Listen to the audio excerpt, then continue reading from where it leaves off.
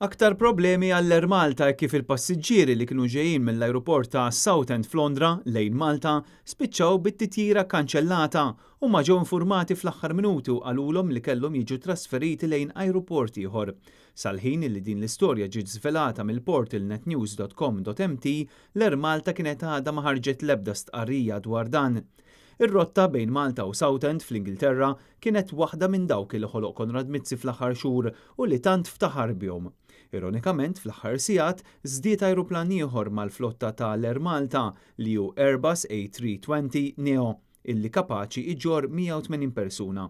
Dan fl-ambitu ta' sitwazzjoni fejn jum wara ieħor l-Air Malta qed ikollha tikri ajruplani second-hand u antiki.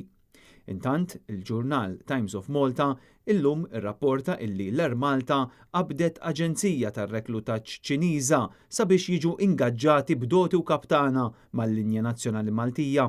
Iċ-Ċiniżi qed jirreklamaw dawn il-jobs mal-Air Malta bħala impjiegi temporanji, paga ta' 10,000 euro fix-xahar u akkomodazzjoni bla ħlas.